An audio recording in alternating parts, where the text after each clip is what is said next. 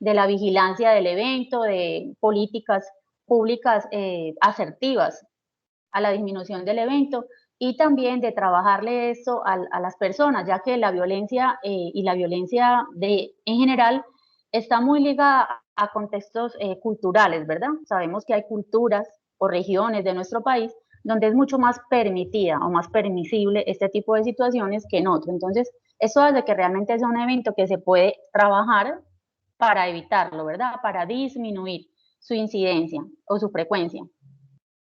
La creación e implementación del sistema de vigilancia de las violencias de género es relativamente nuevo en nuestro país. Es un evento que inicia a vigilarse en el año 2012 a través entonces de la violencia intrafamiliar y la violencia contra la mujer y violencia sexual. Después de un trabajo piloto que se hizo en algunas ciudades del país, se hicieron algunos ajustes en el protocolo, en la ficha de notificación, y es un evento entonces que se comienza a vigilar como violencia de género en el año 2015, o sea que es un evento relativamente muy nuevo, ¿verdad? La vigilancia del evento. Entonces, a grandes modos, nosotros tenemos que recordar que hay dos modalidades de violencia, ¿sí? Dentro del evento de violencia de género hay dos modalidades de violencia. Las violencias no sexuales, que fue hacia las cuales se dirigió la charla en la ocasión anterior que tuvimos la oportunidad también de hacer el encuentro, donde entonces podemos mencionar las violencias físicas, ¿verdad? Que es la violencia que ocasiona pues un riesgo o una disminución de la integridad corporal a cualquier persona, cualquier víctima. La violencia psicológica, ¿verdad? Que es la que implica alguna lesión, alguna situación que afecte a la salud psicológica de la persona. La negligencia y el abandono, que son tipos de violencia que se ocasionan por acciones o por omisiones, ¿ya? Del cuidador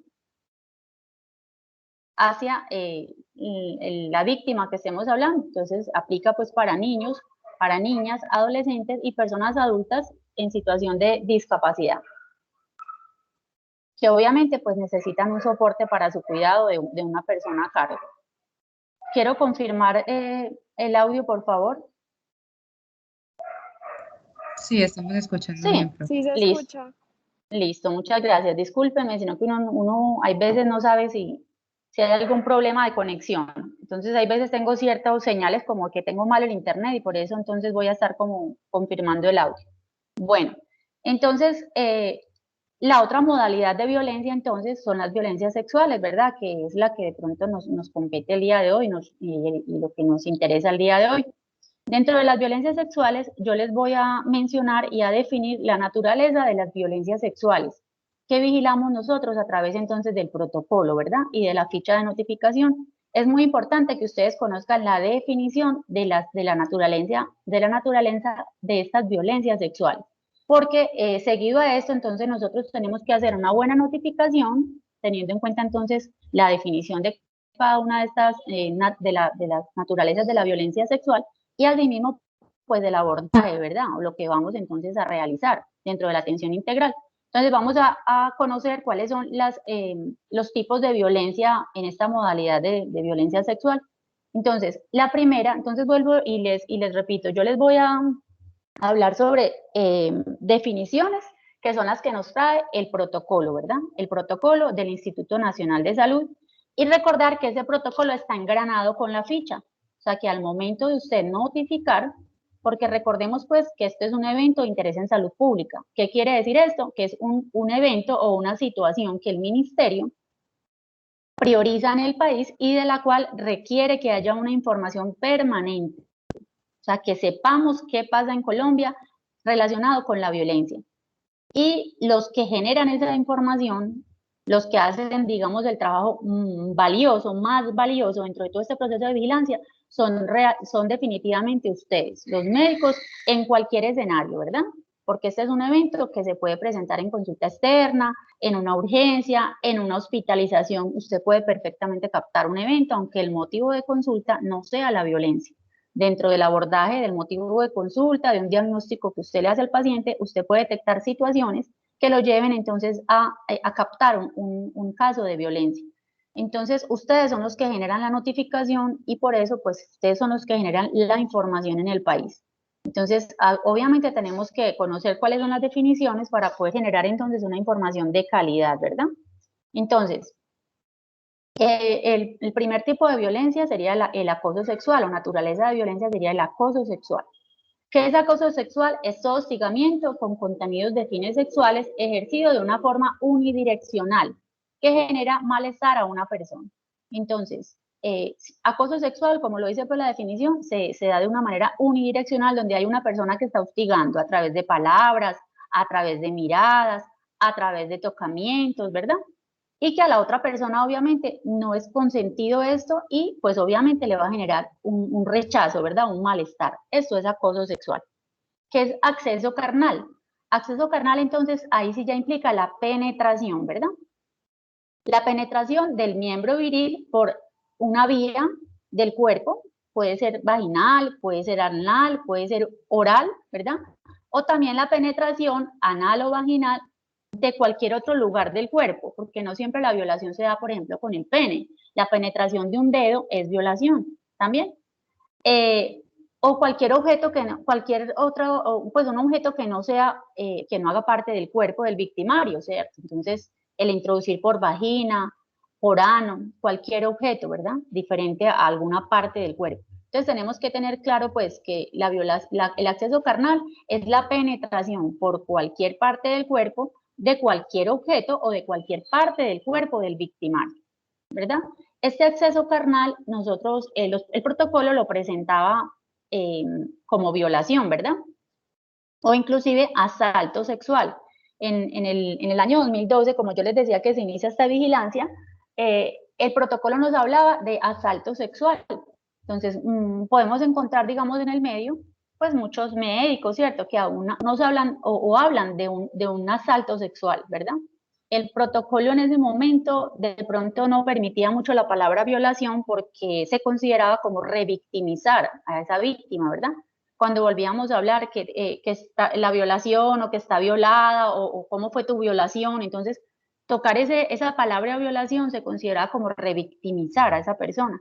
Entonces, por eso el protocolo entra hablando de un asalto sexual. Se los digo pues para que tengan en claro si escuchan ese término, también hace referencia.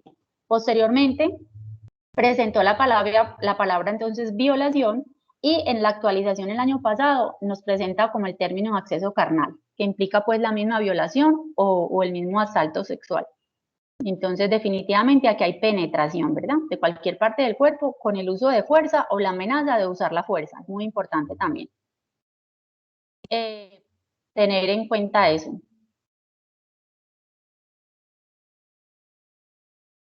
Otra de las naturalezas de esta modalidad es la explotación sexual.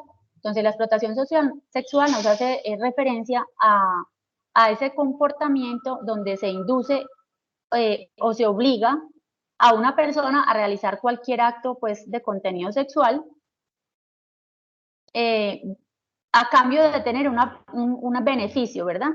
Es aprovecharse de la persona con el fin de tener un beneficio, sea para la víctima o para un tercero.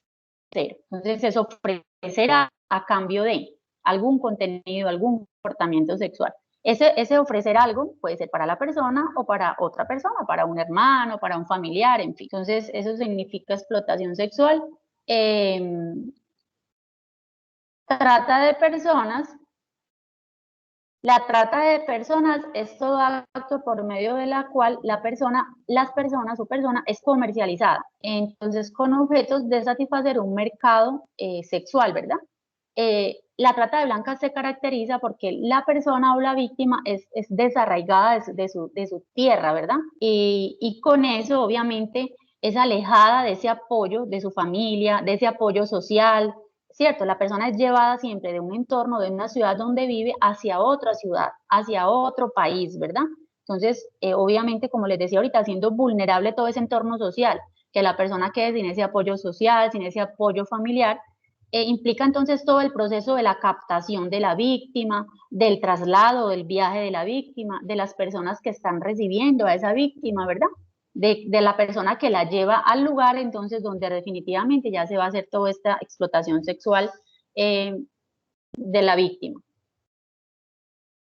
Los actos sexuales es la acción o comportamiento sexual diferente al acceso carnal, ¿sí? Donde no hay penetración. Entonces, que se realiza en presencia de otra persona o que incluye tocamientos e inducción a observar contenidos sexuales. Entonces, los actos sexuales violentos los podemos definir como aquellas situaciones donde haya algunas acciones de tipo sexual sin penetración, ¿verdad? Sin penetración. Entonces, agarrarla fuertemente, tocarla, obligarla a hacer algo, obligarla entonces a ver algunas situaciones sexuales, entonces sin penetración, esto hablamos, a eso nos referimos cuando hablamos de acceso de acto sexual. Otras violencias sexuales también nos las muestra, nos las ofrece pues el protocolo del Instituto Nacional, donde nos hacen referencia a que otro tipo de violencia sexual puede ser la esclavitud sexual, puede ser la planificación forzada, ¿verdad? Que una persona sea obligada a planificar, ya bien sea de una manera temporal o una manera definitiva, ¿verdad? De una manera forzada, o sea, hacerse alguna cirugía, que obviamente ya sea un método de planificación definitivo, o temporales, como cualquier método de barrera, ovulatorios, en fin.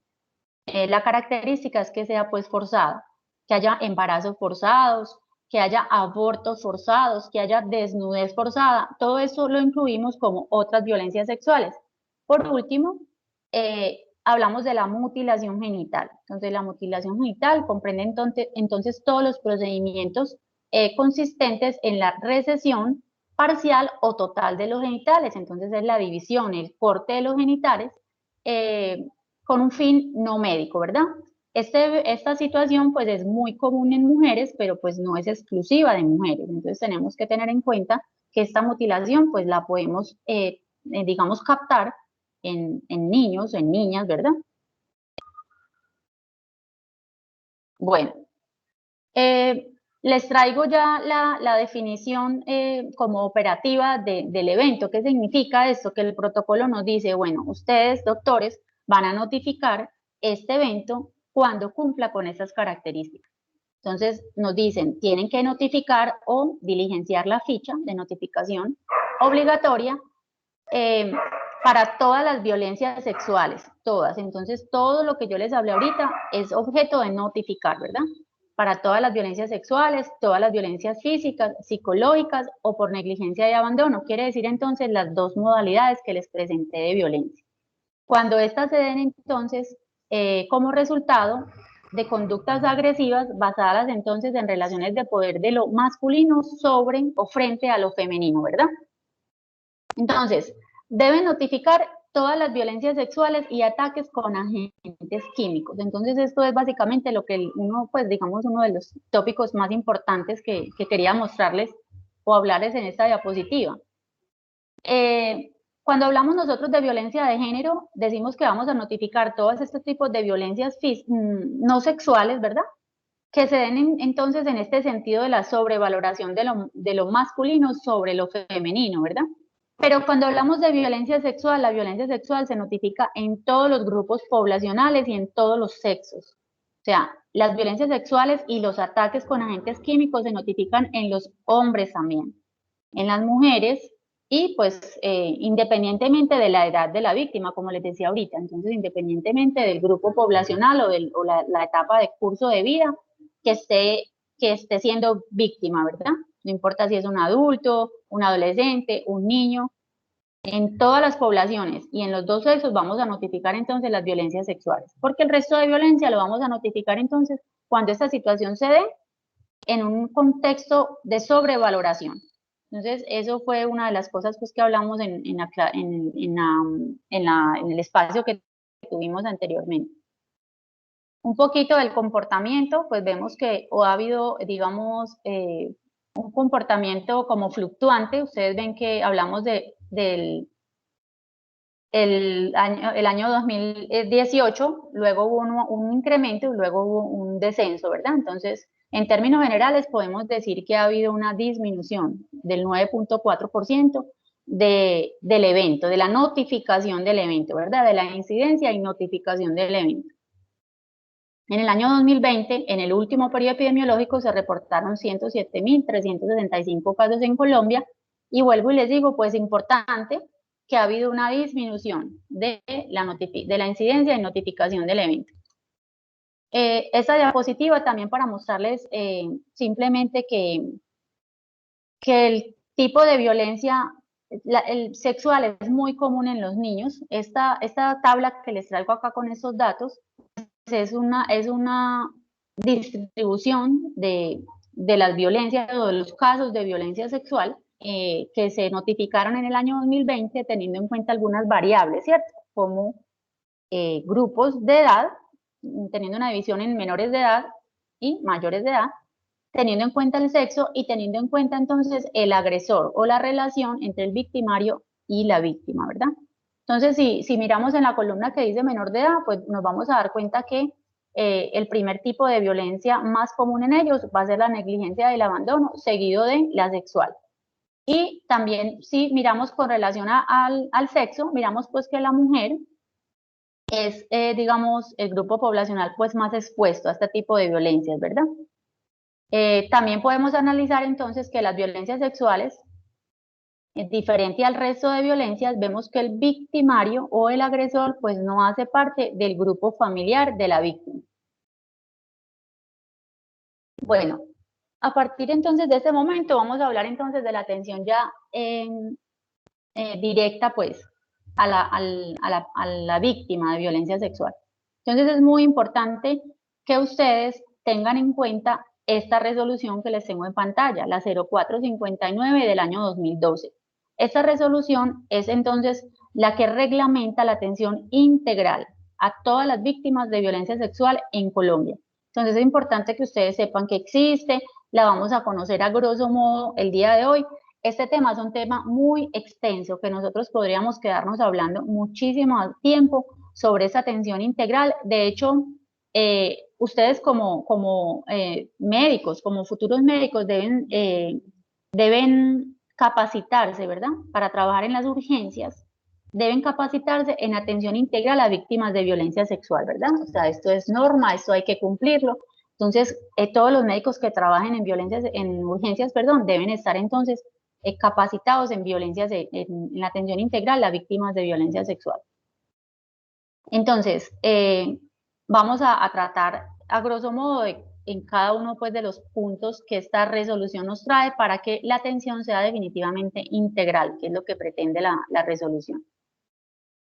Entonces, primero que todo, tenemos que tener en cuenta que las víctimas de violencia sexual acuden a los servicios de salud venciendo una cantidad de barreras, ¿cierto? Una cantidad de barreras sociales, una cantidad de barreras personales, ¿verdad? Que ocasiona pues este hecho victimizante, ¿cierto? No es fácil ir a una consulta a decir pues que fui víctima de una violación, ¿verdad? O de algún tipo de violencia sexual. Entonces hay que pensar que cuando la persona llega al consultorio o a nuestra consulta, pues ya está venciendo una cantidad de situaciones personales, familiares y sociales. Esto hace entonces que las personas lleguen en una condición de vulnerabilidad, ¿verdad? Entonces nosotros tenemos que entender eso para poder entonces hacer una consulta pues como asertiva, ¿sí? Y humanizada con estos pacientes. La resolución nos habla entonces de 15 pasos, ¿cierto? Que son los que vamos a tocar rápidamente, muy rápidamente, pero que vamos a tratar pues de hacer las cosas muy puntuales y muy prácticas, ¿cierto? Lo que ustedes, digamos, necesitan pues tener en cuenta, obviamente ampliar cuando estén, digamos, frente a estas situaciones, ¿verdad? Entonces vamos a hablar de cada uno de estos 15 pasos, la resolución los explica claramente, no se los voy a leer pues porque vamos a tratar uno por uno. Entonces, el primer paso hace referencia entonces a la preparación que la comunidad debe tener, ¿verdad? A esta información que la comunidad debe tener sobre la atención de las violencias sexuales.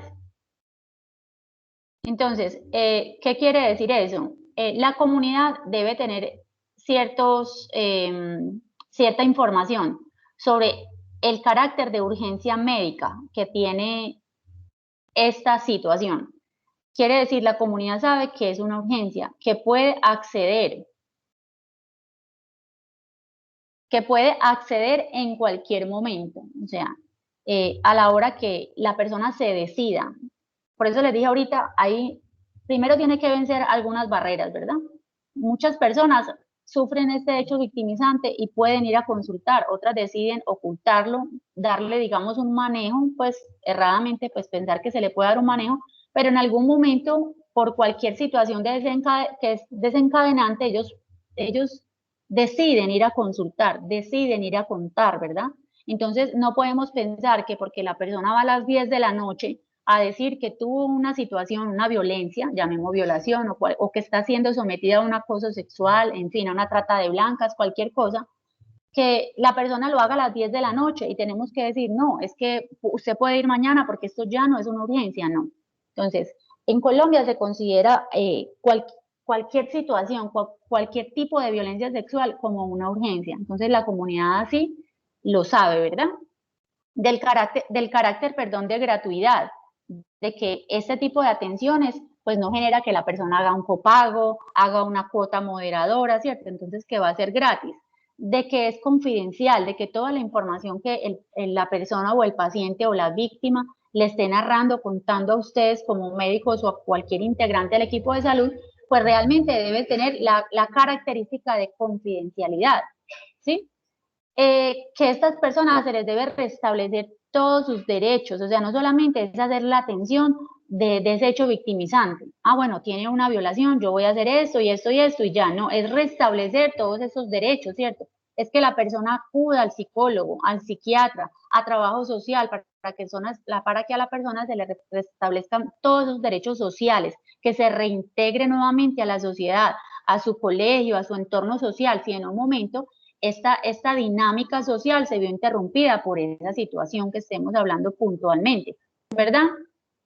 Es también que la comunidad sabe que esta situación de violencia sexual puede ser atendida en cualquier nivel de nuestras instituciones prestadoras de servicio de salud, que así como el paciente puede acudir a una institución de un nivel 1 que preste un grado de complejidad baja, también puede ir a una institución 3, ¿cierto? De un nivel 3 que preste un grado de complejidad alta, ¿verdad?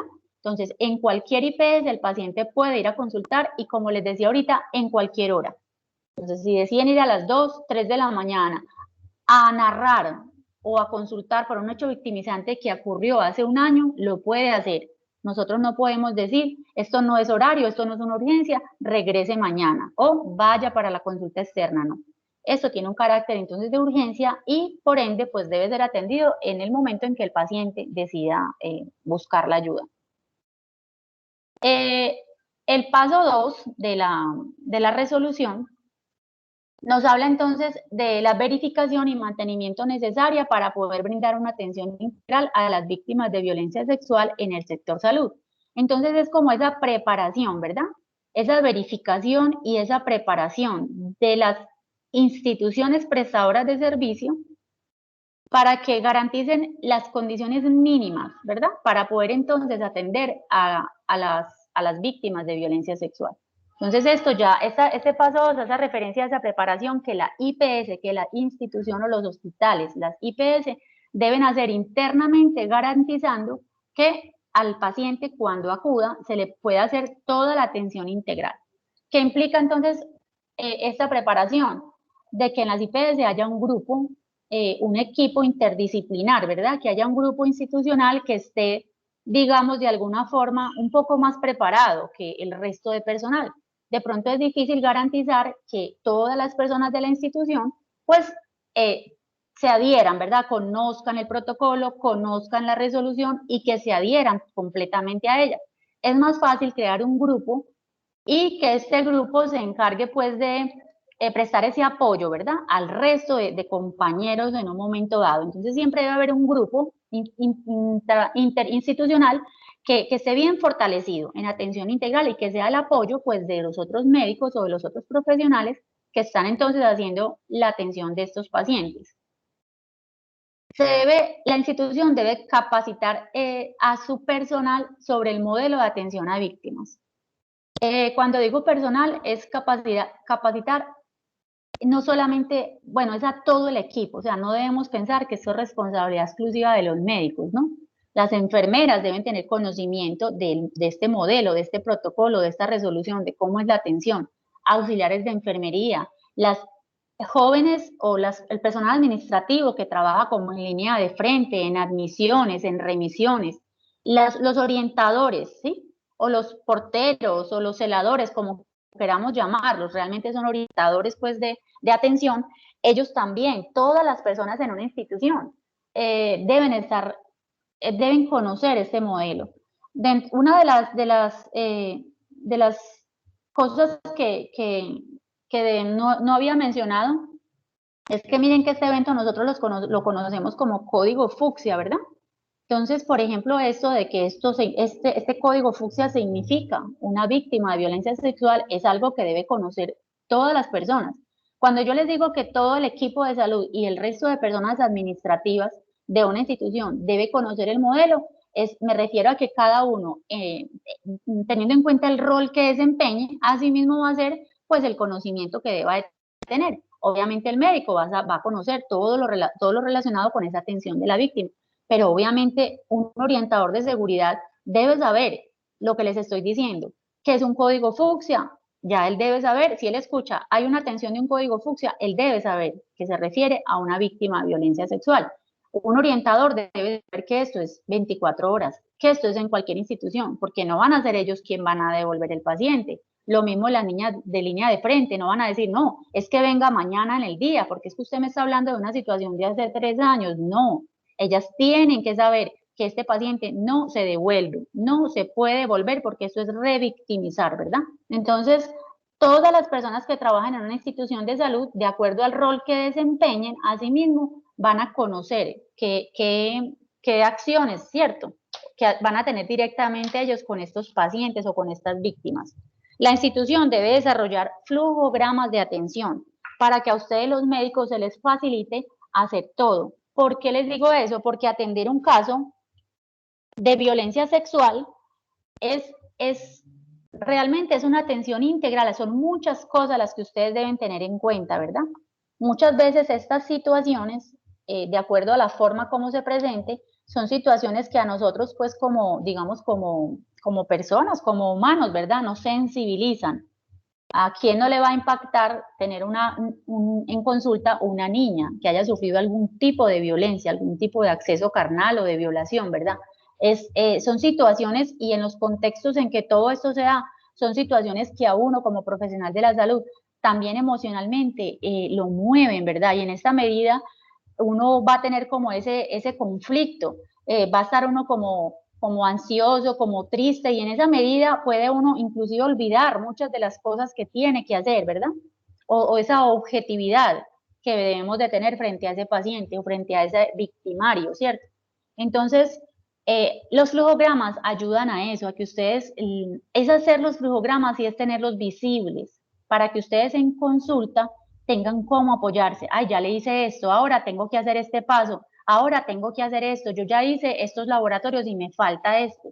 Entonces es tener esa herramienta como metodológica y académica que esté, digamos, puesta en un lugar visible para que ustedes se apoyen y puedan realmente hacer todo, absolutamente todo lo que requiere entonces una víctima.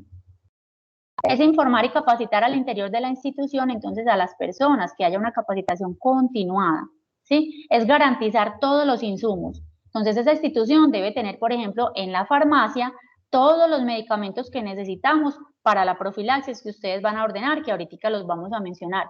Es que esa institución tenga un kit de muestras forenses, de toma de muestras forenses, que en el momento en que usted identifique que ese paciente requiere una toma de muestras forenses, usted vaya por su maletica o su baulito, su loncherita, como lo queramos llamar, y que esté todo ahí. No es que usted sabe que necesita una seda dental para tomar una muestra de una mandíbula, pues una muestra interdental, y resulta que no hay seda dental. Usted dice, debo cortar las uñas porque las uñas es un material para una muestra forense y resulta que no hay corta uñas. Entonces, no es el corta uñas, pues, como les digo, suyo, no, es el corta uñas que debe tener la institución dentro del kit de muestras, de toma de muestras forenses. Se necesita una cantidad de cositas, ahorita les puedo mencionar algunas, Pero entonces la idea es esa, que la institución garantice que esté todo lo que ustedes necesitan para tomar las muestras forenses. Es que haya todos las vacunas, ahorita hablamos de todo eso. Lograr entonces la articulación intersectorial e interinstitucional. Como les decía ahorita, la atención es integral. Entonces, esta atención integral no se limita simplemente a la atención que debe brindar el personal de salud, no. Es seguridad, es justicia, entonces es activar las rutas de protección o de justicia según sea el caso, eso también lo vamos a tocar. Pero entonces debe garantizar la institución que el personal sepa hacerlo, que el personal tenga el teléfono disponible para poder entonces lograr esa articulación con otro sector que haya necesidad de acuerdo al contexto de cada violencia. Es activar entonces el trabajo en red, ¿verdad? Es la preparación entonces institucional a lo que hace referencia el segundo punto de esta resolución.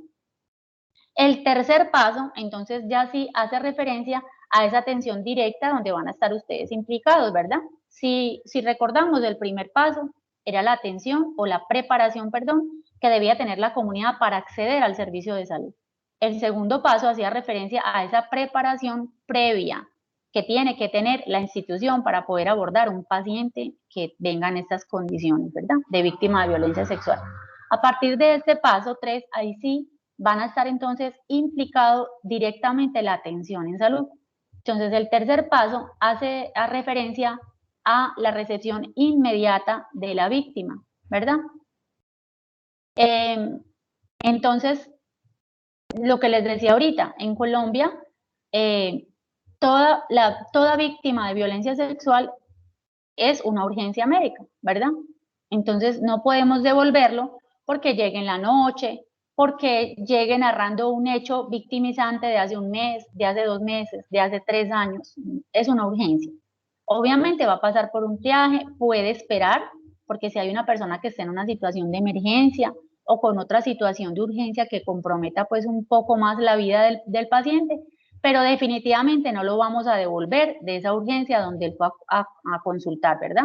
Entonces, no se puede devolver. Recordar entonces que estas situaciones de urgencia pueden desencadenar unas situaciones que pongan en riesgo la vida del paciente. Entonces ustedes podrán decir, pero qué urgencia es una situación de hace 2 años, pero ustedes no saben psicológicamente cómo está afectada. En ese momento que ella fue a buscar ayuda está desesperada y esa situación de ansiedad, de tristeza, de miedo, puede desencadenar otras situaciones que sí van a poner en riesgo la vida del paciente. Entonces, esta persona puede tener alguna conducta, pues, de autoinfligirse alguna situación que ponga en riesgo la vida, de hacer, digamos, un intento, ¿verdad?, de suicidio, pensar o estructurar intentos de suicidio, y que no sabemos en qué momento, pues, lo puede lograr, lo puede intentar y lo pueda lograr. Entonces, yo no puedo decir, es que lo voy a devolver a las 3 de la mañana porque esto ocurrió hace 2 años. No sabemos qué situación esté viviendo este paciente y que realmente pueda poner en riesgo pues la vida del paciente. Por eso no se puede devolver definitivamente y a esto es lo que hace referencia el paso 3. Bueno, quiero pues como confirmar el audio y también de pronto pues si voy muy rápido, qué sugerencia tienen por ahora. En el audio vamos bien, profe. ¿Sí? Bueno, listo. Entonces, bueno, les decía pues que el tercer paso hace pues referencia a que la atención realmente hay que hacerla, ¿verdad? Es una urgencia. Recordar entonces, como les decía ahorita, que en el marco del sistema de salud de Colombia, toda situación de violencia sexual es considerada una urgencia médica y requiere entonces la atención inmediata, ¿verdad? Tanto física como mental, independientemente entonces del tiempo transcurrido. Todas las personas que han sufrido o son víctimas de violencia sexual van a tener algo que hacer, ¿verdad? O sea, van a tener algo que hacerles, siempre va a haber algo que hacerles, bien sea a corto plazo, cuando el paciente está consultando en una situación que acaba de ocurrir, que hay algunas situaciones físicas que manejar, pero también a mediano plazo y a largo plazo, siempre va a haber algo. Entonces, lo que les decía ahorita, la revelación de haber sido víctima de violencia sexual implica entonces un riesgo para la vida, para la estabilidad física, psicológica, social de esa persona. Entonces, no pensemos que porque un paciente nos está diciendo de una violación hace 3 años, usted como médico de una urgencia, como médico de una consulta externa, usted va a decir, ¿y ahora qué le voy a hacer? Si eso ocurrió hace tanto tiempo, ¿yo ya qué le voy a hacer? No, siempre va a haber algo y nos vamos a dar cuenta pues en esta charla, ¿verdad? El cuarto paso, entonces, hace referencia a la valoración completa inicial que debe tener toda víctima de violencia sexual. Entonces, cuando hablamos de valoración completa, entonces tenemos que pensar en la valoración psicológica que le vamos a hacer a ese paciente, la valoración física que le vamos a hacer al paciente, y dentro de la valoración física tenemos que tener en cuenta entonces la exploración física en general, pero también la valoración ginecológica, ¿verdad? Que obviamente va a estar expuesta a este tipo de situaciones o de violencia. Entonces nosotros tenemos que pensar en la exploración de la valoración psicológica del paciente. Entonces, es importante, ¿por qué le hago énfasis acá? Porque nosotros tenemos que pensar, como les decía ahorita, que aquí está comprometido no solamente el cuerpo del paciente, sino su salud mental.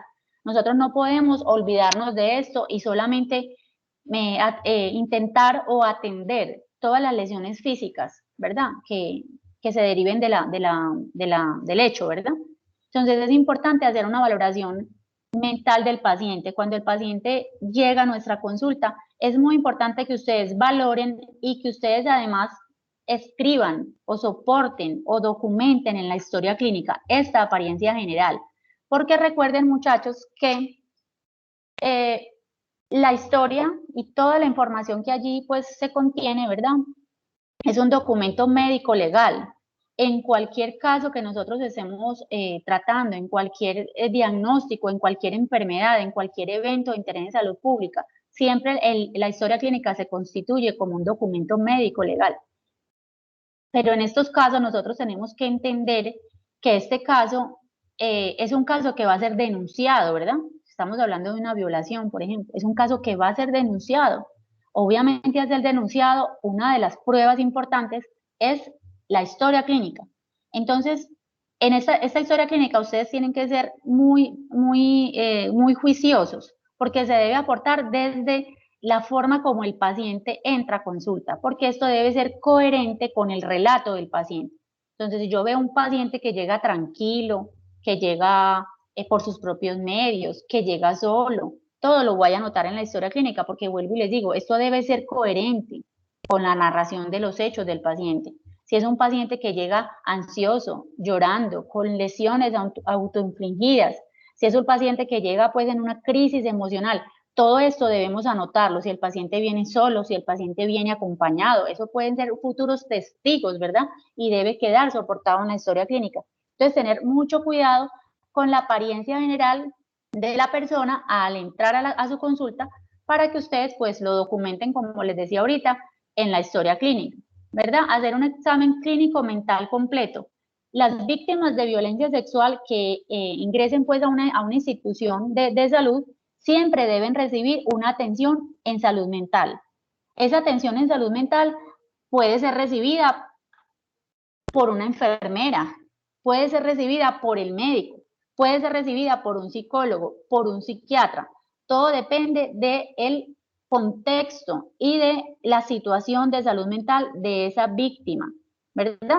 Si va a llegar desesperado, ansioso, deprimido, con lesiones autoinfligidas, con intentos de suicidio, obviamente es un paciente que debe ser manejado por un psiquiatra, ¿verdad? Si es un paciente que está tranquilo, que está narrando unos hechos, ustedes pueden manejar como médicos esta intervención, hacer una intervención en crisis y manejar este paciente, igual lo puede hacer una enfermera jefe, obviamente que ambos estén entrenados. ¿Y cómo sabemos si estamos entrenados? Es que la resolución, recuerden que en el segundo punto decía que la IPS debe capacitar a sus personas, a su equipo. Entonces, usted como médico, usted como enfermera que trabaja en una institución, va a estar recibiendo continuamente capacitaciones. Por eso usted va a estar en la competencia de hacer este abordaje mental del paciente si así el contexto de esa víctima así lo permite, ¿verdad? Pero siempre hay que hacer un abordaje en salud mental con el profesional que sea necesario, ¿verdad? Y hacer entonces un examen físico completo. Entonces, obviamente es un examen cefalocaudal, como ustedes lo saben hacer, detallando muy bien las zonas físicas, ¿verdad? O anatómicas que estén más implicados en este tipo de hechos. O sea, nosotros tenemos que saber que el cuello, que los senos, que el pubis, que los glúteos, que la entrepierna, que la ingle, que estas son zonas que generalmente en este tipo de hechos van a estar pues más comprometidas. Entonces, en este examen minucioso, ustedes deben detallar todo el cuerpo de la persona. Este examen físico se hace con la persona desnuda, ¿verdad? Ahorita miramos a quién se le hace el examen físico. ¿A quién le vamos a hacer examen físico? Pues a las personas que estén narrando un hecho que hayan ocurrido, pues en un tiempo, digamos, yo no le voy a hacer un examen físico a una persona, físico y ginecológico, a una persona que tenga más de una semana de estar, de haber sido, pues, de haber sufrido el hecho victimizante, a no ser de que hayan situaciones. Si la persona le va a decir, aquí tengo este equimosis, aquí tengo esta sugilación, aquí tengo esto, obviamente se va a hacer, ¿verdad? Y lo mismo el examen ginecológico. Si narra algún tipo de lesión, secuela, cicatriz, en fin, se hace el examen físico ginecológico, pero pues si no, ya no se va a hacer. Entonces, tener en cuenta que en este examen físico ustedes deben anotar todo lo que encuentren y también todo lo que no encuentren, ¿verdad? Es importante, por ejemplo, a ver, si ustedes revisan una persona que esté narrando un hecho de un acceso carnal, de una violación, ustedes lo revisan todo su cuerpo y no encuentran nada. Entonces, ustedes en la historia clínica van a poner que se hace un examen físico, se revisa pues todas las zonas, que se hace especial énfasis en glúteos, en mamas, en cuello, en fin, todas las zonas que consideremos más expuestas o vulnerables y que no se encuentra ningún tipo de lesión. Eso es muy importante porque este mismo paciente puede estar reconsultando en otra institución o al día siguiente o 2 días después y puede tener ya unas lesiones, ¿verdad? Entonces, hay que hacer como tener como un precedente, decir, bueno, vino y consultó, perdón, y no hay algún tipo de lesión agregada física, porque lo que ocurra de ahí para allá, podemos pensar que no fue de ese hecho victimizante, es otra cosa agregada. Entonces, es muy importante que ustedes describan si hay o si no hay, también lo deben escribir, porque vuelvo y les digo, este paciente puede luego aparecer con unas lesiones que no fueron propiamente ese hecho que fue a su consulta, fueron después, porque en su consulta usted lo revisó bien y usted se dio cuenta que no tenía nada, ¿verdad? Ningún equimosis, ninguna lesión en la piel, ninguna sugilación, en fin. Entonces es importante tener en cuenta esto que les estoy diciendo también. Dentro de esa revisión, ¿verdad? Y dentro de ese examen que ustedes hacen, ustedes entonces deben determinar si hay la necesidad de recoger evidencias, ¿verdad? ¿Por qué? Porque si usted en el examen físico ve que hay sugilaciones, si usted en el examen físico ve que hay lesiones que sean por mordedura de los dientes, ustedes se dan cuenta que ese tipo de lesión es, obviamente nosotros cuando vemos una lesión, cuando vemos un mordisco, inmediatamente sabemos que esa lesión fue hecha pues con dientes, ¿sí? ¿Sí me explico? Nosotros, si vemos una lesión cualquiera, no podemos saber si fue un golpe con algo, pero cuando uno ve un mordisco, uno inmediatamente sabe con qué se hizo esa lesión. Entonces, si nosotros identificamos que hay, por ejemplo, un mordisco, que hay una sugilación, que es como el chupón, que es cuando la persona chupa y deja pues como todas esas petequias en la piel, inmediatamente nosotros sabemos que de esa lesión yo puedo recoger una evidencia, que es la saliva de ese victimario o de ese agresor, ¿verdad? Si yo veo que esa persona tiene lesiones de uñas provocadas por uñas, yo puedo pensar también que voy a recoger pues la evidencia. Si la persona está narrando de que hubo semen, de que hubo penetración en la boca, entonces ustedes inmediatamente van a decir, yo puedo recoger en boca algún material en busca de ADN de ese victimario, ¿verdad? Entonces, en la exploración física, usted va a encontrar lesiones que lo lleven entonces a determinar que hay necesidad de recoger evidencias forenses, ¿verdad? También va a determinar qué orientación a la familia pues debe usted priorizar, ¿verdad? ¿Qué seguimientos, qué atención por otro profesional diferente a usted el paciente necesita, ¿verdad? Y también va a determinar en ese contexto qué ruta o qué ruta debe activar ustedes. Ahorita les aclaro un poquito más esto. Cuando un paciente es víctima de violencia sexual, debe ser atendida por 3 sectores, que es salud, protección y justicia. Entonces usted, de acuerdo al contexto de la situación en salud, que hacemos parte pues nosotros de este sector, nosotros vamos a determinar qué otros sectores debemos involucrar en la atención de este paciente de acuerdo al contexto de cada violencia. Entonces ahorita soy un poco más clara en otra diapositiva. El paso 5 hace referencia a la toma de pruebas diagnósticas necesarias para explorar el estado inicial de salud de la víctima en la evaluación inicial. Entonces esto, pues aunque suene un poquito así como enredado, no es más que decir, cuando el paciente le llega a usted a su consulta, usted debe siempre realizar unos laboratorios que ayuden a saber cómo está el paciente o cómo estaba el paciente antes de ese hecho victimizante, ¿verdad? Es a determinar cronicidad de algunas enfermedades. Entonces el paciente viene diciendo, doctor, es que me violaron anoche, hace 2 días, hace un mes. Usted debe decir, bueno, yo voy a mirar si usted antes de la violación tenía esto, antes de la violación tenía esto, otra enfermedad, ¿verdad? ¿Y qué va a pasar de aquí en adelante? Entonces, siempre que un paciente venga, ustedes deben tomar unas pruebas que les determine cómo era el estado de salud del paciente antes de la violación o del hecho victimizante, ¿verdad? Yo digo hecho victimizante y ahí incluyo violación porque cada contexto es diferente, pero pues siempre va a haber, como digo, algo que hacer, ¿verdad? Entonces, ¿cuáles son esas pruebas o esos laboratorios que ustedes deben hacer? Pues según la guía, según la resolución, los laboratorios que ustedes deben tomarle a todas las personas. Obviamente vamos a poner un poquito pues de lógica a la situación, ¿verdad?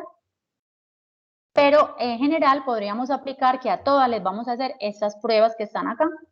Primero, una toma endocervical, un frotis, ¿verdad? Una toma endocervical para gran y cultivo. O sea, vamos a hacer una toma de secreción vaginal, vamos a hacer un frotis de esa secreción vaginal y vamos a hacer un gram y cultivo, ¿verdad? Y cultivo de secreción vaginal, o sea que vamos a tomar una muestra y a esa muestra le vamos a hacer el gram, el frotis y el cultivo. Vamos a hacer una prueba de tamizaje para VIH. Esta prueba de tamizaje debe ser una prueba rápida para VIH, ¿verdad? Vamos a hacer una prueba de búsqueda de antígenos contra hepatitis B. Vamos a hacer una prueba de embarazo y una prueba treponémica para sífilis. Entonces, ¿yo con esto qué quiero? Mirar que la persona pues no tenga alguna enfermedad previa antes del hecho victimizante, ¿cierto? Alguna, pues, gonorrea, ¿cierto? Si estamos hablando de las otras vaginosis bacterianas.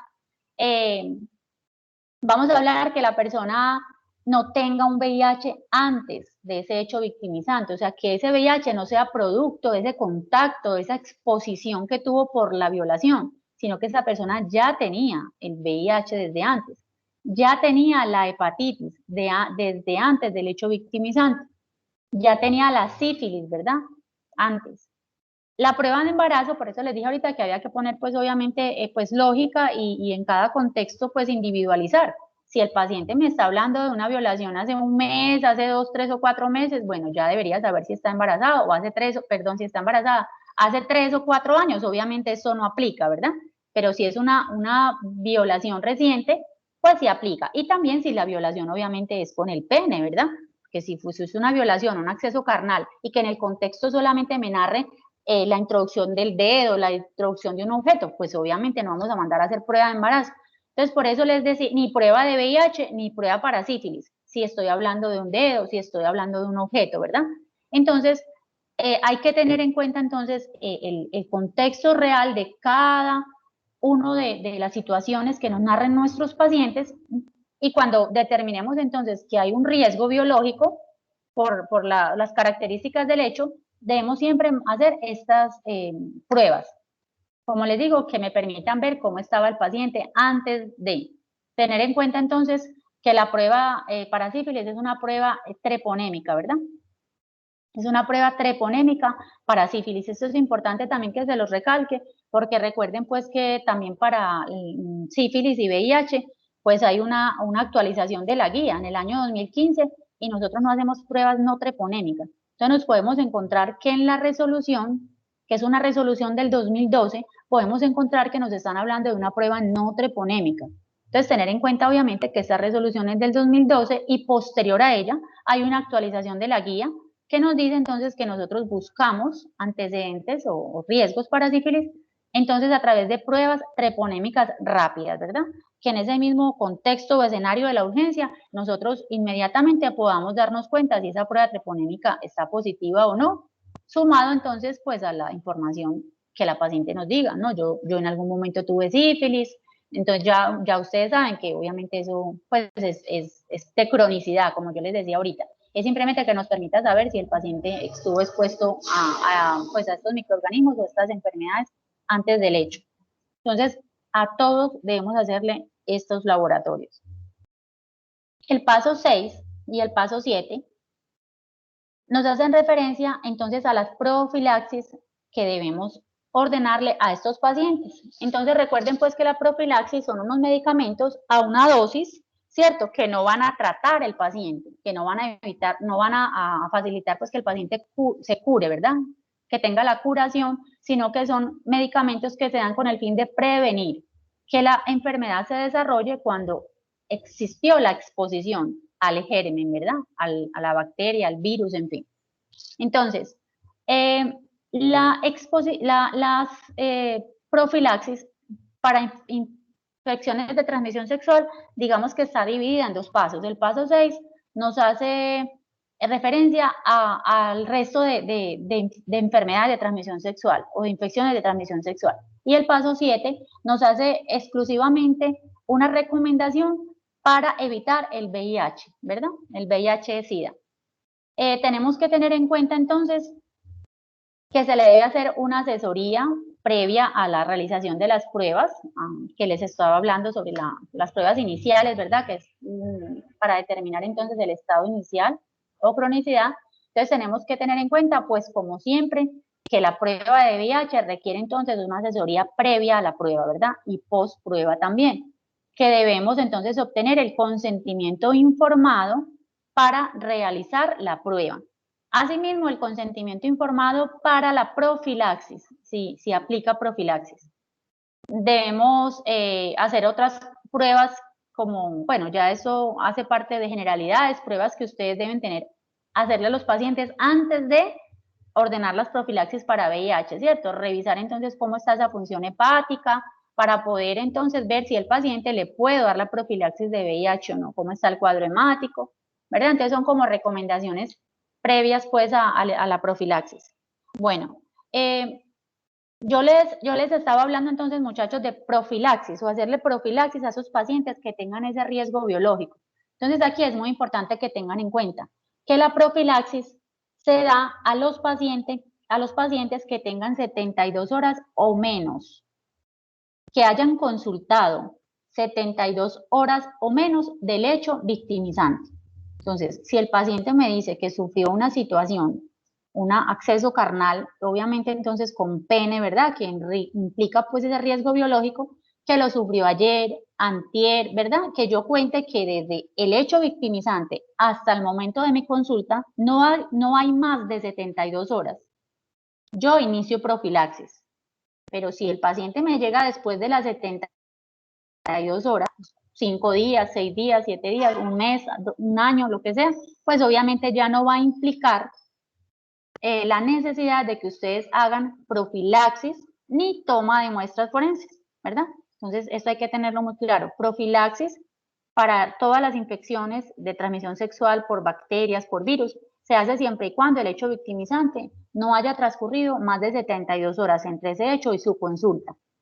Y lo mismo, toma de muestras forenses. De lo contrario, pues ya no aplica el hacerle toma de muestras forenses ni el iniciar profilaxis para VIH y para el resto de enfermedades, ¿verdad? O de infecciones. Hacer un seguimiento pues a esta profilaxis para VIH. Quiere decir entonces hacer entonces una prueba para VIH a los 3 y 6 meses, después para ver entonces cómo se está comportando ese laboratorio, pues si se está haciendo positivo o no. Hacer un control para evaluar los posibles efectos secundarios, ¿verdad? O eventos adversos, tóxicos que puedan presentarse por la profilaxis de VIH.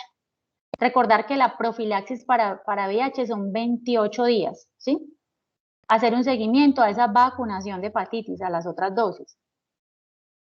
Y pues dar las recomendaciones para que el paciente identifique oportunamente si hay algún signo o síntoma que indique toxicidad, ¿verdad? A la profilaxis.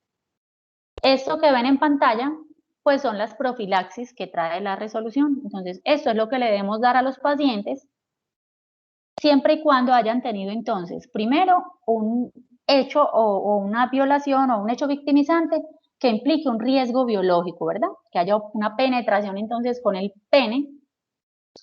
Entonces vamos a hacer profilaxis de VIH, esto que les estoy presentando pues son para personas, pues adultos o jóvenes mayores a 30 kilogramos, estas son las dosis, ya obviamente pediátricas pues tienen alguna variante, ¿verdad? Entonces, debemos administrar como profilaxis para VIH los medicamentos que ven en la parte inicial de la diapositiva. Sidobudina más lamivudina. Esta combinación se debe dar una tableta cada 12 horas por 56 días. Y lopinavir, ritonavir, se debe dar 2 tabletas cada 12 horas. Perdón, yo ahorita les dije, pues tuve un lapsus aquí. Se debe dar 28 días, eso es algo que quiero que les quede bien claro. La profilaxis para VIH son 28 días. Entonces les decía ahorita, sidobudina, lamivudina, una tableta cada 12 horas por 28 días. Entonces ustedes deben formular 56 dosis o 56 tabletas. Lopinavir, ritonavir, 2 tabletas cada 12 también por 28 días. O sea que ustedes deben formular 112 tabletas. Yo quiero hacer énfasis acá porque cuando a uno le enseñan que en los atenciones de urgencia, yo solamente voy a formular 3 días de tratamiento y que el paciente debe ir a consulta externa por el resto de tratamiento. Si el médico considera darme, en un caso, por alguna infección urinaria, por decirles algo, me va a mandar un tratamiento de cefradina cada 8 horas por 7 días, él en urgencia solamente me va a poder formular 3 días de tratamiento y yo voy a ir a completar el resto de tratamiento por consulta externa. Ese no es el caso de esta profilaxis.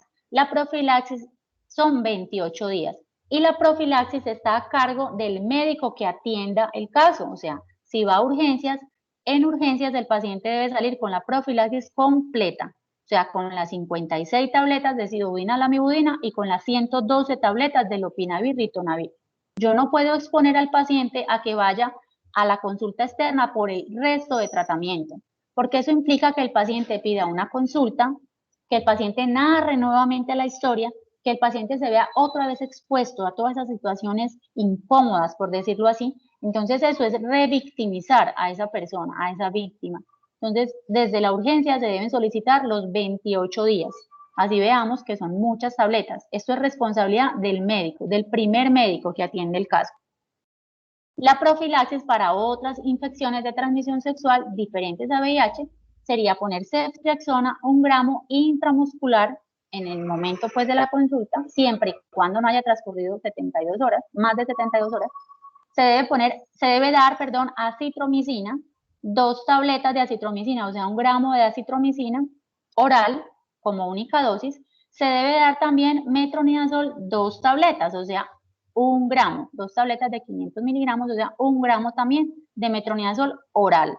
Esas son dosis únicas, ¿verdad? Para la anticoncepción de emergencia, o sea, para ese riesgo también entonces del embarazo o de la implantación de ese cigoto, ¿verdad? Si fue fecundado en ese momento de la violación, el óvulo, entonces para esto se debe dar entonces levonorgestrel, 2 tabletas de 0,75 miligramos, o sea que la dosis es de 1 miligramos de levonorgestrel en dosis también única, ¿verdad? Con esto entonces abordaríamos la profilaxis para VIH, la profilaxis para el resto de infecciones de transmisión sexual y abordaríamos entonces la anticoncepción de emergencia. Nos queda pues haciendo falta la profilaxis para hepatitis B, ¿verdad? La profilaxis para hepatitis B implica pues pensar en dos cositas. Primero, la vacunación para hepatitis B.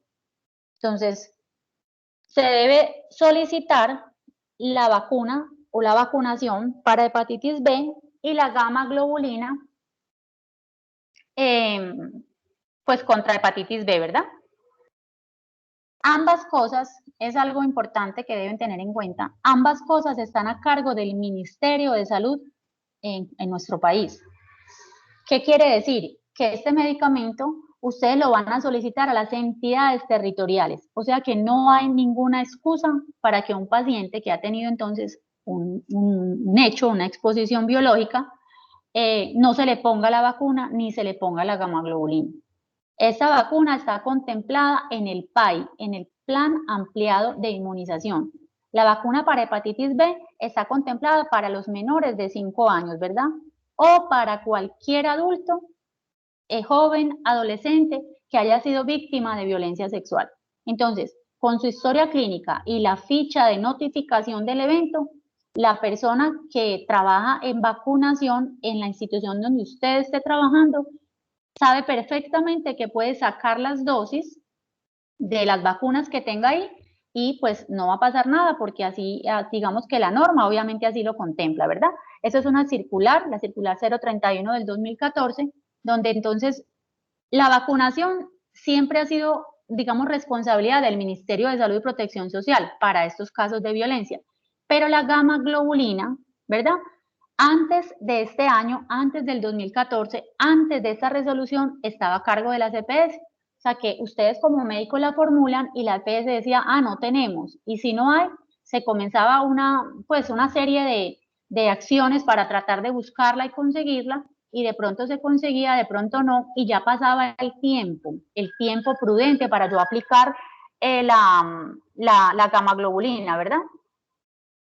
Que no puede exceder más de 14 días del hecho victimizante. Después, pues ya no va a ser, digamos, útil esa aplicación. Entonces, muchas veces, mientras la buscábamos y la pedíamos a la EPS, pues ya realmente ya no era útil la aplicación y finalmente no se le ponía al paciente. Entonces, a través entonces de esta circular 031 del año 2014, pues el ministerio asume la responsabilidad de entregarle a todos los pacientes víctimas de violencia sexual que ustedes como médicos consideren necesario la vacunación y la gamma globulina. O sea, no es sino que se solicite a través del PAI, del Plan Ampliado de Inmunización de su entidad territorial, y se les va a hacer la entrega entonces de la vacuna y de la dosis de gamma globulina. Entonces recuerden que la dosis de hepatitis B profiláctica, que es la misma, es la vacunación completa, es el esquema completo, son 3 vacunas, ¿verdad? Que se ponen en el momento de la consulta, vuelvo y repito, siempre y cuando no hayan transcurrido entonces más de 72 horas, eso lo llamaremos dosis 0, luego la dosis al mes, que la llamaremos dosis 1, y luego la última dosis, que llamamos dosis 2, porque contamos la primera dosis como 0. La segunda dosis al mes y la tercera dosis a los 6 meses, ¿verdad? De aplicada la segunda dosis. Entonces, eso es lo que implica la profilaxis. Son 3 vacunas, no es una sola. Igual que en VIH, la profilaxis es las 3 vacunas, no es una sola, vuelvo y les repito. Está a cargo de la misma institución. O sea, que si el paciente consultó en urgencias, en esa institución, quien maneje vacunación debe encargarse de las 3 dosis.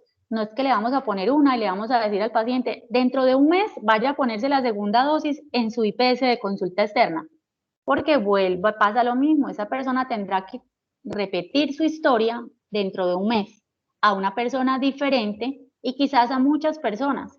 Seguramente va a estar el orientador preguntándole, buenos días, a la orden, ¿qué necesita? Vengo a vacunarme con hepatitis B. No, ¿cómo así? La hepatitis B es para niños, no es para adultos. Sí, claro, a mí me dijeron que sí, porque es que venga, lo que pasa es que a mí me violaron, entonces le tiene que contar la historia al orientador para que de pronto él, si tiene el pleno conocimiento de la norma y de la resolución, lo vaya a enviar a la donde la niña de plan ampliado de inmunización, que vuelve y le va a preguntar por su historia.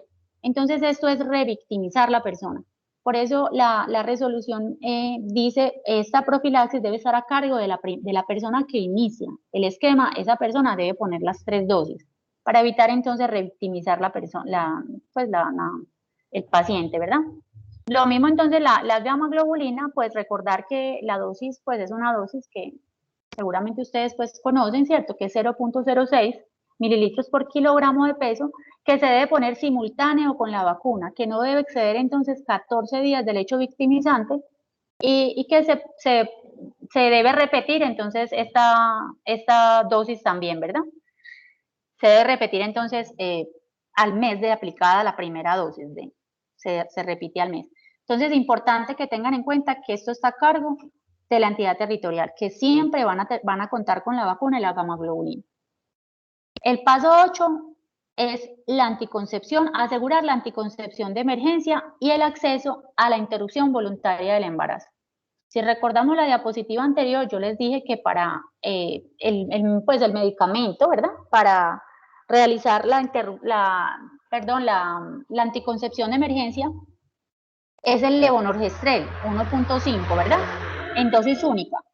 La resolución también nos habla que la levonorgestrel, si el hecho victimizante, pues tiene menos de 72 horas, como el resto de profilaxis. La resolución también nos habla que si ha ocurrido menos de 5 días, yo también puedo hacer una anticoncepción de emergencia con la inserción del dispositivo intrauterino, del DIU. Entonces también nos deja como esa posibilidad de asegurar una anticoncepción después de 72 horas y antes de 5 días a través entonces de la inserción del dispositivo intrauterino. En este paso también es importante asegurar la educación que nosotros le damos a la paciente frente al derecho a la interrupción voluntaria del embarazo en caso pues de que ocurriera secundario a esa violación o a ese acceso carnal, ¿verdad? Entonces nosotros debemos informarle a la paciente, bueno, vamos a hacer esta anticoncepción de emergencia a través de este dispositivo intrauterino, de la inserción del dispositivo o a través de estas dosis de levonorgestrel que se le están brindando o administrando, pero existe el riesgo porque esto es pues una profilaxis, esto disminuye el riesgo del embarazo, más no va a anular ese riesgo completamente. Entonces es posible que usted, aunque le hayamos hecho esto, quede embarazada. Es necesario que usted sepa que hay una sentencia en Colombia que dice que si existe un embarazo secundario a una violencia sexual, usted puede acceder a una interrupción de manera segura. Eso garantiza que si la persona pues queda embarazada, no tenga que recurrir a prácticas inseguras, a información insegura de su amiga, de su vecina, de su prima, en fin, que vaya entonces a poner en riesgo la vida de la madre, en ese caso, de la embarazada, pues por interrumpir su embarazo. Entonces tenemos que informar esto para que la paciente, si queda embarazada y decide realizarse la interrupción del embarazo, sepa que puede acudir a una institución de salud para hacerse una interrupción pues segura, ¿verdad? Si nosotros no le decimos eso, la paciente puede entonces acudir a otro tipo de prácticas inseguras y esto no solamente es decírselo, sino consignarlo en la historia clínica. Si la paciente posteriormente queda embarazada, se realiza alguna práctica insegura, no sea que en la revisión de la historia clínica diga, doctor, usted no le dijo a la paciente que ella podía acudir. Entonces ella dice, yo no sabía, yo me hice esto porque yo no sabía. Entonces podemos decir, sí sabía porque aquí está escrito, ¿verdad? Entonces es importante que se documente todo, cada uno de los pasos. Que usted aborde cada paso a través del flujograma que tiene pegado en su institución, que usted haga ese paso y que usted documente o escriba en la historia clínica todo lo relacionado con la atención de ese paso. Eso pues ya es repetirle lo que les había dicho, entonces anticoncepción de emergencia.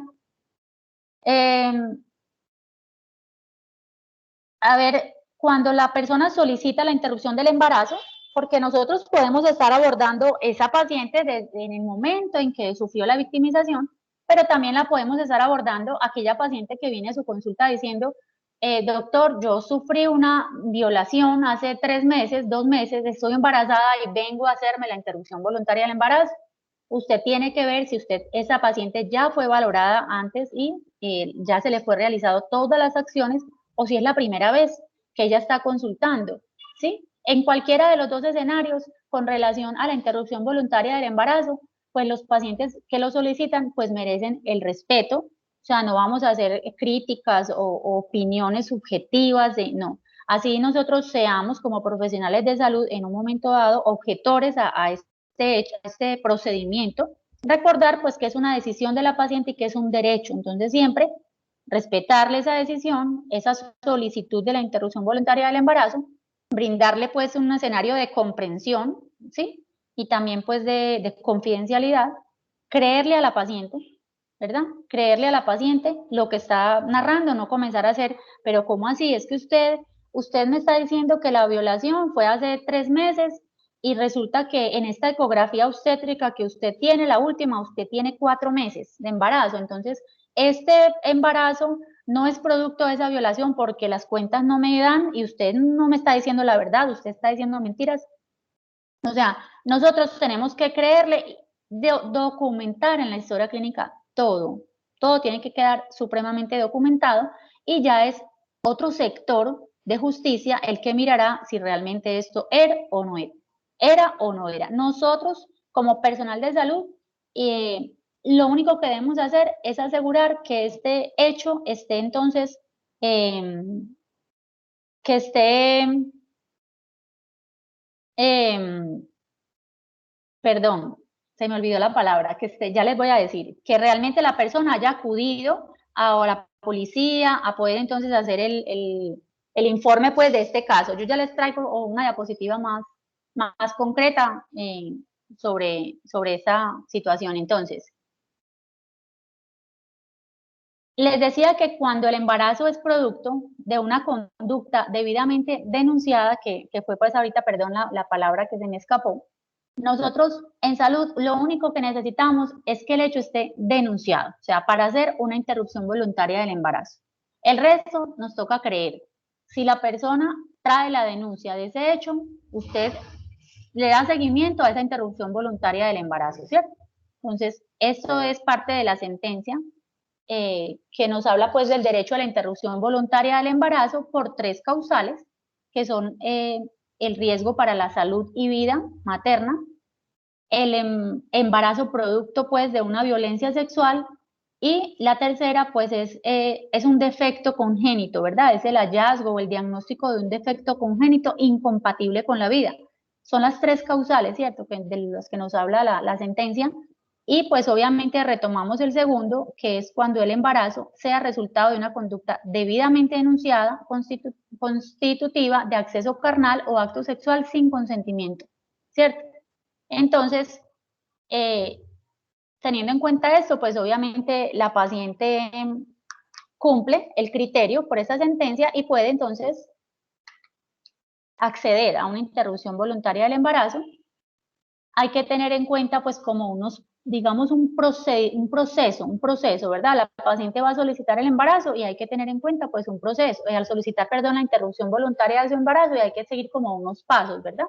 Entonces, primero pues de verdad confirmar que ese es el embarazo, mirar si, como les decía ahorita, si la persona tuvo la atención del protocolo o si es la primera vez que se está consultando, de una vez se está diciendo las dos cosas. Entonces, mirar si tuvo atención y si no, pues hacer todo lo concerniente a la aplicación del protocolo. Tercero, entonces, que les presente la copia de la denuncia ante la fiscalía o la policía de ese hecho victimizante. Entonces, nosotros no podemos dar paso a una interrupción voluntaria del embarazo por violencia sexual sin la denuncia del hecho victimizante. El único caso por el que no podríamos pedir esta denuncia sería si la persona o la víctima tiene menos de 14 años, ¿verdad? Porque en Colombia, pues, toda situación, todo acto sexual, consentido o no, en una persona menor de 14 años se considera ya pues un delito, entonces no hay que pedir una denuncia. Si la víctima o la embarazada pues tiene 13 años, 12 años, ¿verdad? No ha cumplido sus 14 años. Es la única, digamos, excepción por la cual no habría que pedir que ese hecho esté debidamente denunciado. Tener en cuenta entonces la decisión de la mujer, si realmente quiere acceder al IVE o si quiere continuar con su embarazo. Si quiere continuar, obviamente remitirla a un control prenatal y al seguimiento de su embarazo. Y si quiere ejercer el derecho al IVE, pues entonces obtener la denuncia, miren qué es lo primero, obtener la denuncia, tomar el consentimiento informado de la interrupción voluntaria, hacer una valoración por psicología o por enfermería o por medicina en atención en salud mental antes, o sea, previo al IVE, posteriormente realizar el IVE o la interrupción voluntaria del embarazo, luego nuevamente atención psicosocial post procedimiento y los cuidados médicos que son inherentes pues al procedimiento de interrupción voluntaria del embarazo. Que la paciente salga vacunada, con anticoncepción, ¿verdad? Listo. El noveno paso es asegurar entonces una intervención terapéutica inicial especializada en salud mental. Entonces, yo les decía ahorita que esta atención en salud mental, todas las personas, independientemente el tiempo transcurrido de ese hecho victimizante y su consulta, hay que manejarlas en salud mental. Como les decía ahorita, puede ser un médico, una enfermera jefe, un psicólogo, un psiquiatra. Todo depende del contexto. Pero sí, entonces, tener en cuenta esto. Deben recibir una atención de urgencias, una atención mental, pues por salud mental por urgencias, y asimismo un seguimiento. O sea, que todas las pacientes deben salir, o los pacientes deben salir con su abordaje inicial en salud mental y con una remisión para consulta externa para que continúen esa atención en salud mental, para que continúen con el psicólogo. O sea, si la enfermera, si el médico hace el abordaje inicial, obviamente esa persona debe salir con una remisión para consulta externa con psicología, ¿verdad? O con psiquiatría, de acuerdo pues el contexto de cada uno. El paso 10 es planear los seguimientos clínicos requeridos por la víctima. Este paciente, esta persona pues va a requerir entonces unos controles por consulta externa, ¿verdad? El paso 11, o sea, no es solamente, cuando les hablo del paso 10, no es solamente hacer la atención de urgencias o de esa consulta donde estamos captando ese paciente víctima de violencia sexual, sino que este paciente requiere un seguimiento, realizar unos laboratorios posteriores, revisar cómo está su parte psicosocial después de unos meses, ¿verdad? Entonces a eso se refiere este paso 10. ¿Cómo son esos seguimientos por consulta externa que debe tener ese paciente? El paso 11 se refiere a otros profesionales requeridos, ¿verdad? Para la atención de esta situación, ¿verdad? A otros profesionales que ustedes consideren que deben estar involucrados de acuerdo a las particularidades de cada hecho. Si ustedes necesitan que ese paciente sea valorado por urología, por psiquiatra, por cirujano, por ginecología, en fin, de acuerdo a las particularidades, cualquier otro profesional que deba manejar estos pacientes, pues usted lo identifica y lo deriva, lo remite hacia esa atención. El paso 12, perdón, habla entonces de los otros sectores involucrados en la atención inicial de estos pacientes. Yo les decía ahorita, todo paciente, ¿sí? La resolución nos habla de una atención integral, entonces esa atención integral no es exclusiva del sector salud. Entonces, el sector salud pues hace todo lo que hemos hablado, ¿cierto? La historia clínica, la revisión, la profilaxis, la toma de laboratorios, todo eso. Pero el sector de protección y el sector de justicia también tienen responsabilidades pues en esa atención, en esa protección a las víctimas. Entonces ustedes, dentro de cada contexto, como yo les decía ahorita, cuando usted hace la valoración inicial, que incluye entonces la anamnesis, el escuchar la narración de los hechos, esa anamnesis debe ser a través de, en lo posible, a través de preguntas abiertas.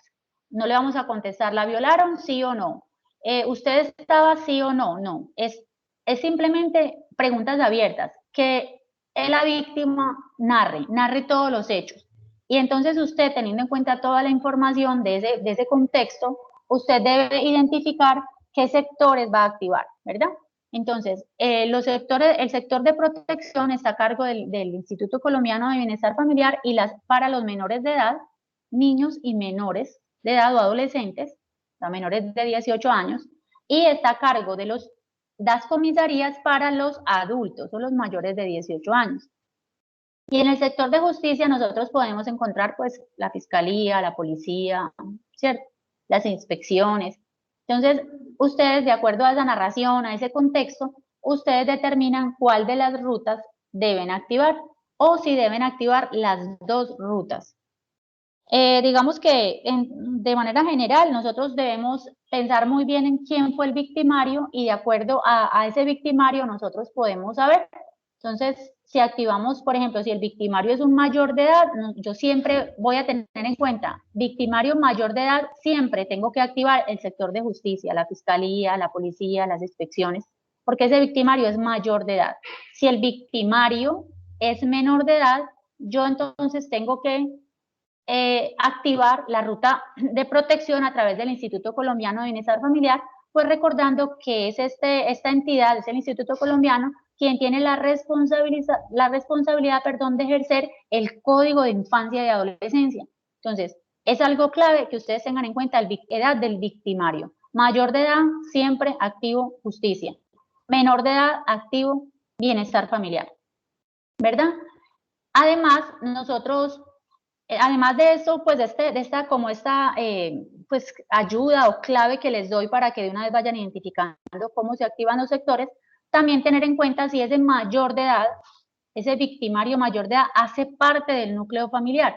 Porque si es así, además del sector justicia, hay que activar el sector de protección para que proteja a la víctima, mientras el sector justicia hace pues lo concerniente con ese victimario adulto, ¿verdad?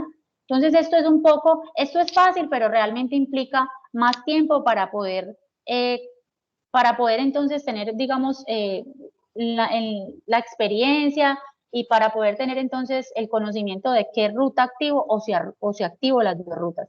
Pero entonces es importante que ustedes sepan que toda víctima de violencia sexual debe estar atendida por salud, por protección y justicia, ¿verdad? Que el paciente puede llegarle primero al sector de protección. Es común ver que la mamá va a bienestar familiar a decir, yo creo que a mi hija la está violando el papá, el tío, el sobrino, en fin. Bienestar familiar hace lo concerniente con protección y remite ese paciente al sector de salud y remite al paciente a justicia si así lo considera el bienestar familiar, por ponerles un ejemplo. Si el paciente llega primero a la policía va a hacer lo concerniente con ese victimario, pero a la víctima la va a trasladar al sector de salud para que usted como médico le haga lo que le compete. Entonces, donde llegue el paciente, se aborda, se maneja y se remite a los otros sectores, sea protección, justicia. Entonces es importante que ustedes lo tengan en cuenta. Si el paciente le llega a usted primero a sector justicia, usted hace lo concerniente y activa la ruta que fuera necesario. Si el paciente ya le viene a usted de otra ruta, a usted, ese paciente que se lo trajo la policía a la institución, usted ya no va a pensar en activar más rutas, porque ya la policía, que fue el primer sector donde el paciente consultó, ella hizo y activó lo que consideraba, por eso lo remitió a donde usted. Es posible que a usted le llegue una carta de medicina legal porque el paciente primero fue a medicina legal. Entonces el médico hace su atención en medicina legal y lo va a remitir a la institución para que haga el resto de cosas. Pero entonces es importante que ustedes sepan que el paciente se deriva en los tres entornos o los tres sectores. El paso 13 es hacer una vigilancia en salud pública del evento. ¿Esto qué significa? Notificar el caso, notificar, sacar la ficha de notificación cada vez que usted esté enfrente de un caso de violencia sexual. Tener en cuenta que se debe llenar la ficha clara, legible, con información real, que se notifica semanal, no es algo que requiera una notificación inmediata, a no ser de que sea un caso de mutilación genital. Este caso o este evento sí se notifica de manera inmediata. Es el único, pues, de las violencias sexuales que se notifica inmediata. Entonces, como les decía ahorita, hacer una notificación y también en la historia clínica hacer un adecuado uso de los códigos CIE-10, que ustedes realmente pues apliquen un código CIE-10 que esté relacionado con violencia sexual. El paso 14 es realizar entonces un seguimiento rutinario que requiere la víctima por el sector salud, es entonces pues remitirlo a consulta externa. ¿Cuándo? 15 días después de la atención, ¿verdad? Cuando ustedes lo atiendan, a los 15 días debe hacerse entonces una remisión a consulta externa para hacerle unas acciones propias de ese tiempo, que es realizar entonces nuevamente una prueba del embarazo para ver si ya está positiva, entonces sí es atribuido de pronto a ese hecho victimizante. También se mira pues si la prueba está positiva, si la paciente nuevamente se le habla sobre el derecho a la interrupción voluntaria del embarazo, en fin. Se valora ese cultivo que fue tomado en urgencias, pero que no tenemos el reporte.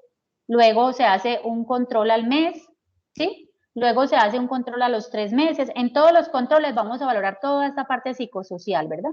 A los 3 meses es importante repetir entonces la prueba de VIH para ver entonces cómo se comporta, si se está, pues, está positiva. A los 6 y 12 meses también entonces se realiza la prueba de VIH y pues ya digamos que a los 12 meses ya tenemos pues en cuenta ese resultado, ¿verdad? Si hubo o no la exposición al virus y si se desarrolló o no la enfermedad. El último paso entonces es hacer entonces un adecuado cierre de caso. Recordar entonces que estos eventos o este evento siempre ustedes lo notifican como un caso sospechoso de violencia sexual, porque no sabemos nunca si ese hecho o esa narración que el paciente nos está haciendo es completamente real, ¿cierto?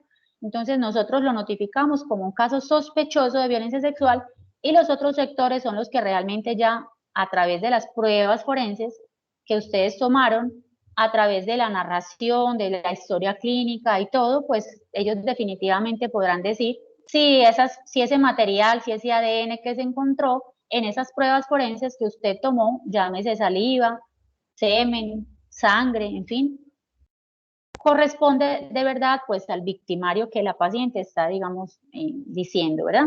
Entonces nosotros siempre lo manejamos como casos sospechosos. Mostrarles pues por último estas diapositivas para que ustedes vean la cantidad de, digamos, de fallas, de vacíos que hay en el conocimiento de la profilaxis, de la atención, ¿verdad? De la atención de los pacientes y de las profilaxis. Entonces, miren estos datos que están en rojo.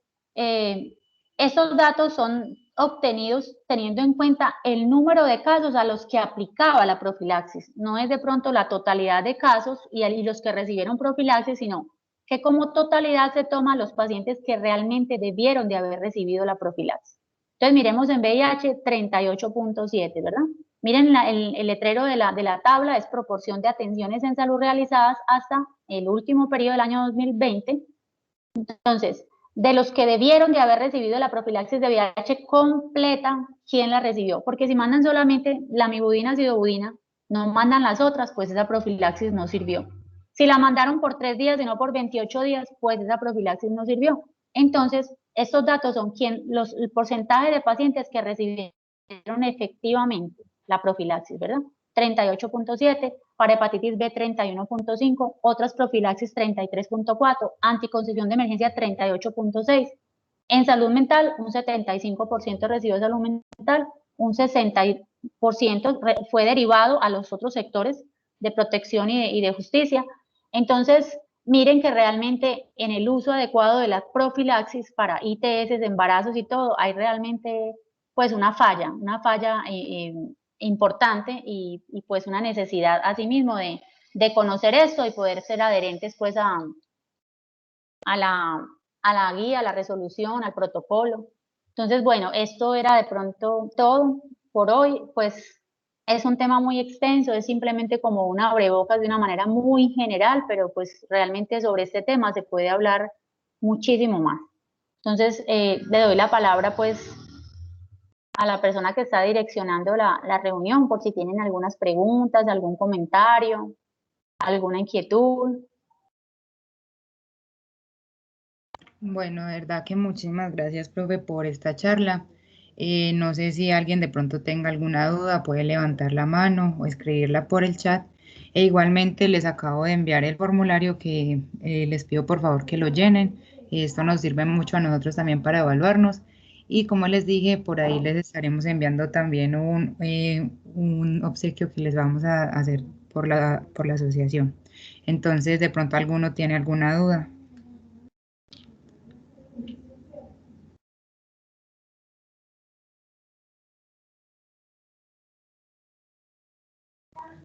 No hay dudas.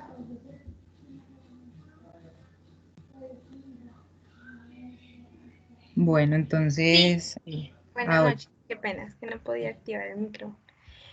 Profesora, yo tengo una duda con respecto a la orientación psicológica que se le debe brindar a la paciente cuando vaya a hacer la interrupción voluntaria del embarazo. Sí. Entonces, ¿se hace en el mismo lugar o la persona se remite y luego tiene que volver? ¿O eso cómo, pues, cómo funciona? Listo, listo, sí. Muy bien tu pregunta, Estefanía. Eh, en ningún momento nosotros podemos pensar que esta valoración psicológica va a constituir una barrera para que el procedimiento se realice, ¿cierto? Porque el procedimiento de interrupción voluntaria del embarazo, que también es un procedimiento vigilado por el Ministerio de Salud, tiene en cuenta que nosotros no podemos tener ninguna barrera para que la paciente, no podemos poner, no tener, sino poner ninguna barrera para que la paciente acceda, ¿verdad? O sea, ella fue a realizarse la prueba del embarazo y nosotros le decimos, tiene que tener una valoración por psicología, por consulta externa, y si no la tiene, nosotros no podemos hacérselo, entonces vaya y regrese.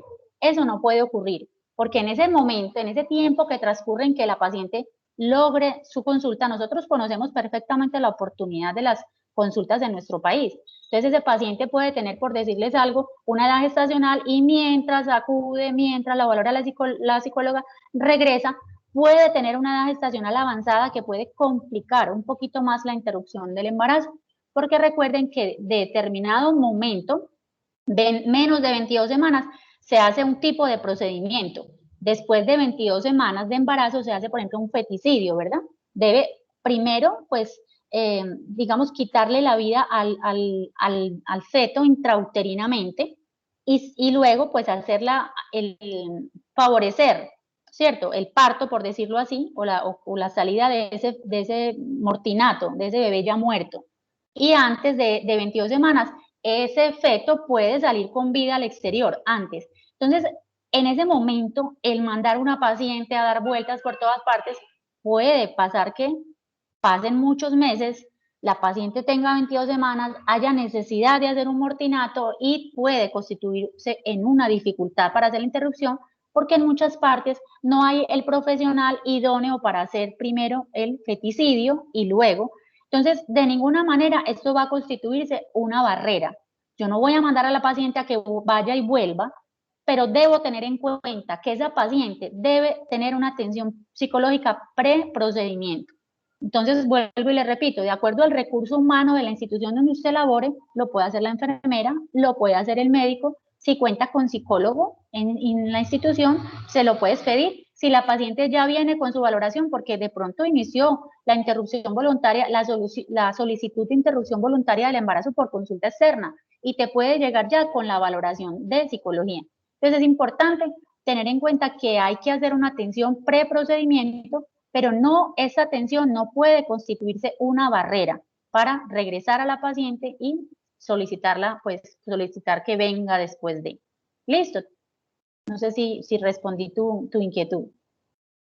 Entonces, ¿la podríamos hacer nosotros mismos como médicos tratantes o es mejor quizá que ella se enfrente a otra persona diferente?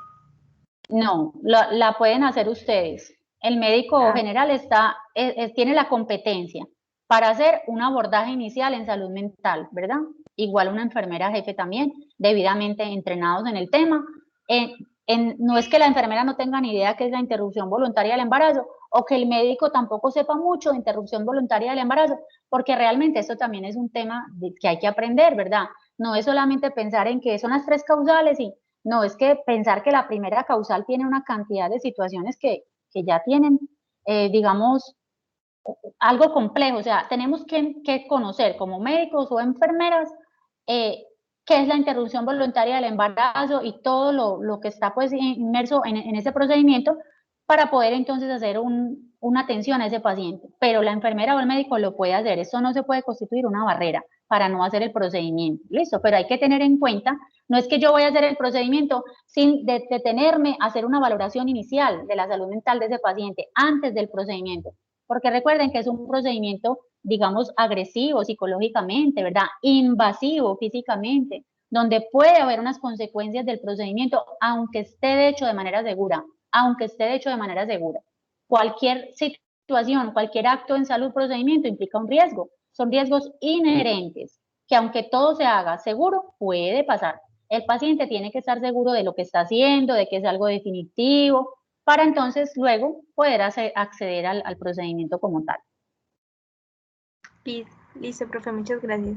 Con mucho gusto. Profe, continuando con esta pregunta, en el chat escriben, y si está en un centro médico de nivel 1 o en algún puesto de salud que de pronto no tenga mucha facilidad o capacitación del personal, de igual forma se termina la atención a la paciente allí.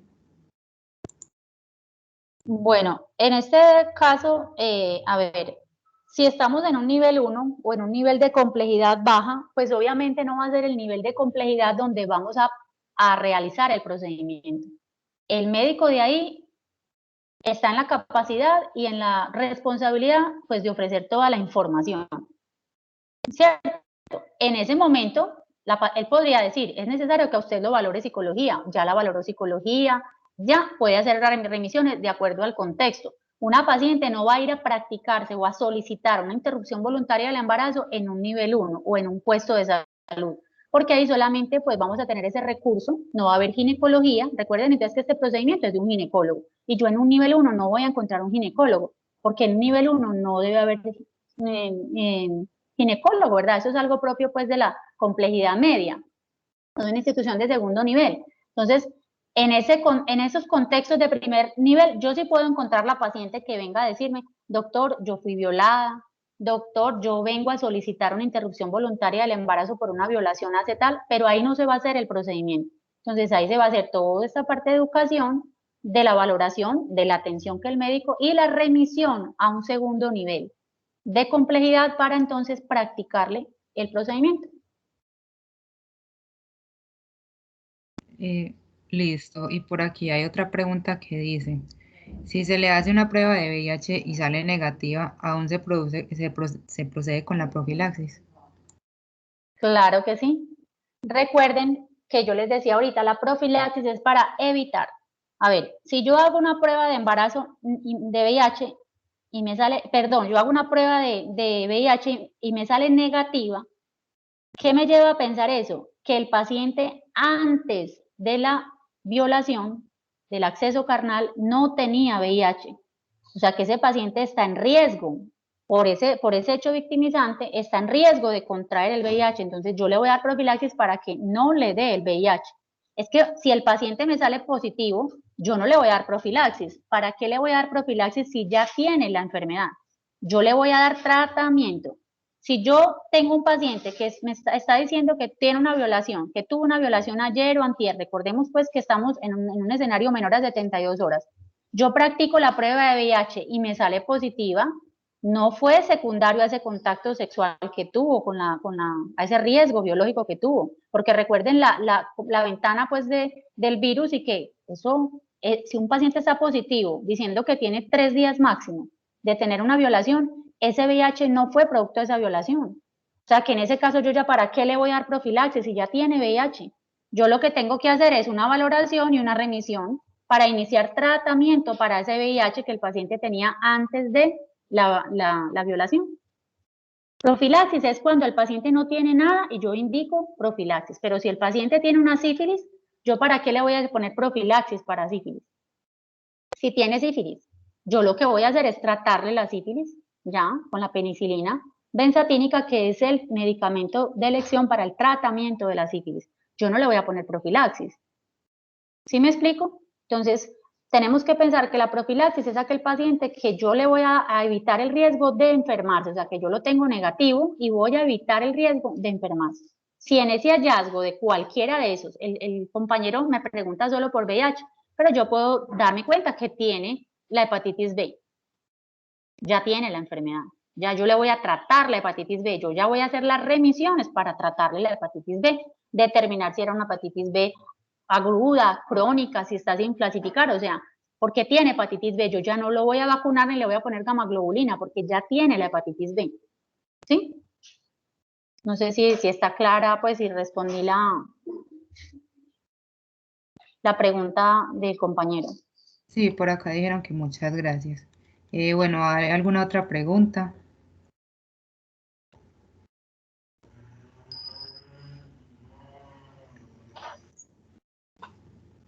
Creo que no. Entonces, Bueno, siendo así, damos por terminada la charla. Muchísimas gracias, profe, por asistir y a todos los interesados en la charla. Que tengan una feliz noche y un feliz resto de Semana Santa a todos. bueno, con mucho gusto. Gracias a ustedes también y feliz Semana Santa. Chao a todos.